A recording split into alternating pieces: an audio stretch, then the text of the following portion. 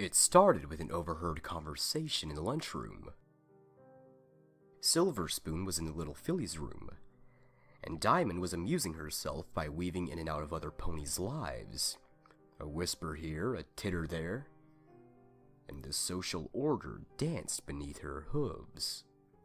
Then she heard it. Did you see the way she stares? Who wouldn't? She couldn't be more obvious. Do you think they're together? Couldn't be. You don't see Tiara staring back, do you? If the pink pony had been paying attention before, she was captivated now. What are you talking about, girls? Sunny Days and Peachy Pie turned to smile at Diamond, then fell to fits of giggling as they realized it was her. We were just talking about the filly who's crushing on you. Diamond put on her best innocent smile, as though she hadn't heard half their conversation. Some pony has a crush on me? I mean, not that I'm surprised. She fluffed her mane. But I didn't know there were any takers in this year's class. Oh, she's more than a taker. Sunny giggled. I'd say she already has you. By the scruff of your neck. Peachy added.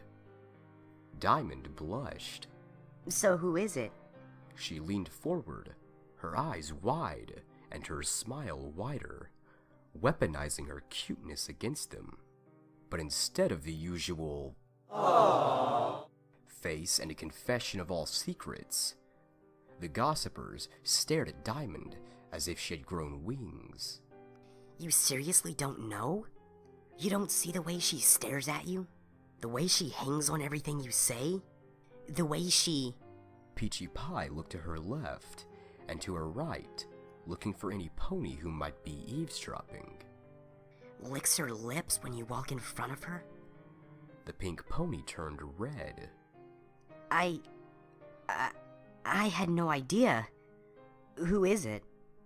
Sunny Days looked around and started giggling. I think you can ask her yourself. The color drained from Diamond's face as she turned around. At first, she didn't see what the gossipers were on about. Silver Spoon had come back from the little filly's room and was making her way towards them.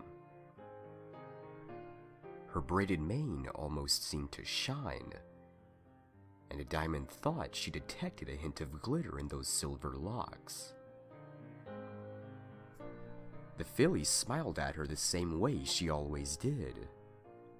Diamond felt those gray eyes dancing all over her body, soaking in every detail. Just like... A blush surged across Diamond Tiara's entire body as the pieces clicked together. Sunny Days and Peachy Pie erupted into laughter behind her, but she barely heard them. Her attention was on Silver Spoon, who was starting to look confused. Is something the matter, DT? She smiled a nervous little smile, the same as countless others. And yet, Diamond couldn't help but see it in a different light. Sylvie? She trilled, trying to sound casual. I just heard the juiciest little rumor. Silver's smile became a mischievous smirk, and she took a few steps closer. Apparently, there's a pony in our class who can't stop staring at me when I'm not looking.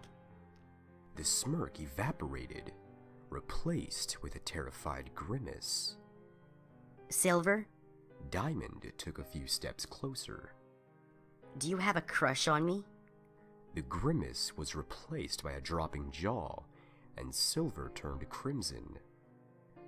Diamond lifted a hoof to stop her friend, but Silver Spoon already turned tail and fled. Well, she took that well. Sunny Days went home with a bloody nose that day. The next day, Diamond Tiara stood on the threshold of the Silver household.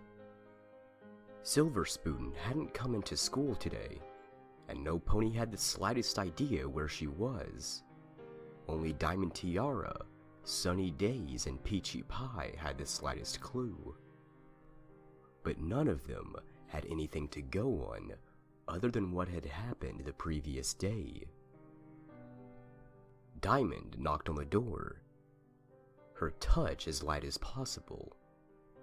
Silvershire Manor was a very old house, some might say as old as Granny Smith, and all the money in the world couldn't hide its age. When the door creaked open, Diamond almost expected it to fall to pieces. Ah, Miss Diamond Tiara. Such a pleasure to see you in our house again. Hello, Retainer.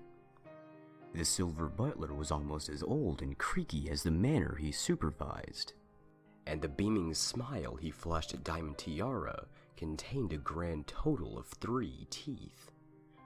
Still, it wouldn't do to be impolite to servants. Is Silver Spoon home by any chance? The old pony's smile faded away. The young mistress is in, but I do believe she has taken ill. She has not left her room since returning from school yesterday.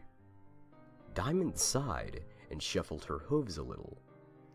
Yeah, no, she's not sick or anything. It's just, I found out she had a crush on me. She's probably just embarrassed. Retainer pursed his wrinkled lips in thought. A school cult crush, you say? Odd. I did not think that the young mistress had an interest in romance yet. He shook his head as though to get the thoughts out, and offered another barely toothed smile. Well, I suppose you may as well come inside. Thank you, Retainer. Diamond made her way inside the manor and stared in awe at the immaculate hallways. Every pane of glass sparkled as sunlight streaked through them, and there wasn't even a single speck of dust dancing in those rays of light. The age of everything was undeniable, but so was the care put into them. I do apologize for the abysmal state of things. I was not told to expect company. Diamond Tiara stared at Retainer in disbelief and couldn't help but laugh. You're kidding, right? This place looks great. Retainer bowed low. Thank you for your kind words, Miss Tiara. He began to wander down the hall, each hoof meeting the floor with the sharp precision of a stallion determined not to let his age get in the way. Diamond followed after him, looking around at the manor's ancient trappings. The sight of one chandelier draped once in silk and twice in cobwebs proved so captivating that Diamond ran into some pony coming the other way. Oh dear, I'm so sorry. Please. The words died in Diamond's mouth as she looked up at the old mare. Judging from the color of her coat, the style of her mane, and that subtle air of confident superiority, she could only be Silver Spoon's mother. But the moment their eyes met, the old mare turned the palest shade of gray. You're real? Her voice trembled like a leaf in a tornado. Are you okay, miss? Diamond Tiara was starting to get a little scared of this mare. My name's Diamond Tiara. I'm Silver Spoon's... Diamond stopped. What was she to Silver Spoon? And what was Silver to her? We're friends. She finished meekly. Oh, yes, of course you are. The mare sounded terribly unsure of herself. So, Retainer, are you taking this filly to Silver Spoon's room? The butler nodded. Good. Just be a dear and go find the hose when you're done. The mare left as quickly as she had come, disappearing around the first convenient corner. Diamond Tiara stared after her. What was all that about? The mistress has some exotic tastes. Retainer whispered, waggling his eyebrows.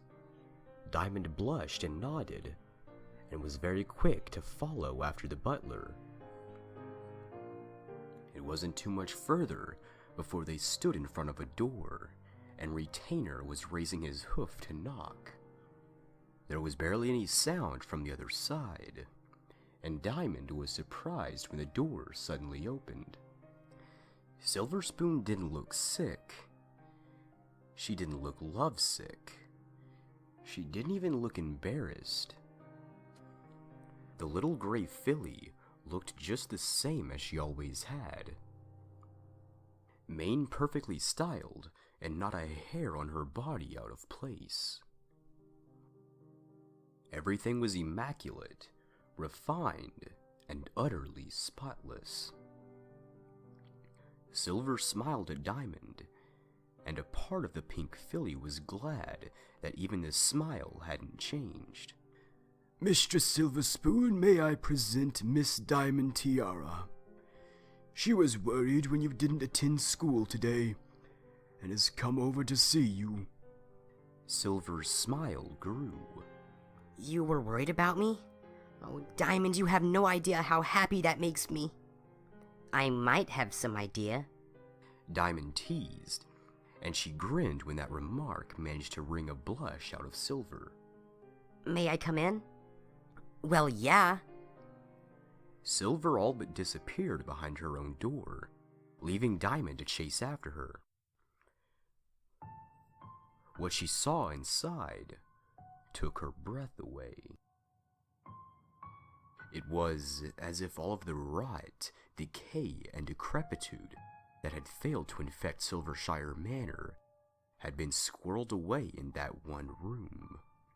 The wallpaper was a green fading to black, such a sickly color that Diamond Tiara wondered if it was really just mold. The only proof against that theory was how the wallpaper was peeling off in places, revealing blood-red brick. The floor was even more suspicious, feeling more like fetid earth beneath Diamond's hooves than a plush carpet. Scattered and half embedded in the floor were half-melted candles, bent spoons, and various other inexplicable oddities. At the center of this fiefdom of decay sat a single black chair. Its every limb so thin that it made one believe a chair could starve. It was the only piece of furniture in the entire room, and although Diamond Tiara was not a master of the art of forensic furniturology, she would bet her father's business that Silver Spoon slept in the chair more often than not. It would certainly explain how stiff her back usually was. Still, it wouldn't hurt to ask. Where's your bed? Diamond wandered closer to the chair, trying to ignore the floor beneath her. What's a bed? There wasn't a hint of sarcasm or irony in that question, and Diamond Tiara decided she didn't want to look Silver Spoon in the eye right now. Instead, she looked around at what little else there was in the room. Her eyes alighted on something even more disturbing than Silver's answer. There was a picture of her, Diamond Tiara, hanging on the wall. From her position in the chair, Silver Spoon wouldn't be able to avoid staring at it. It showed Diamond smiling with a hoof raised to her chest, probably prattling on about how she was the best at everything, or at least better than whoever she had been talking to. It was tacked on the wall at all four corners, and there was a huge tear right through her left cheek. I don't have a crush on you, DT. Silver Spoon's voice was flat, practically monotone, and it sent a chill running down Diamond's spine. Then why is this picture of me the only thing on your wall? Diamond leaned in, examining the tear. I don't have a crush on you. She repeated. I want you. Those three little words made Diamond Tiara shiver in all of the worst ways. How do you want me? A second too late, she realized what had made that tear. A second too late, she started to turn around. Exactly on cue, the knife buried itself in her back. I want you. Silver Spoon whispered in her ear. The way dragons want gems, I want you the way griffins want gold. I want you. She licked Diamond's cheek. The way timber wolves want ponies. Diamond Tiara slipped into the inky blackness of unconsciousness, and a small part of her prayed she wouldn't be forced to wake up.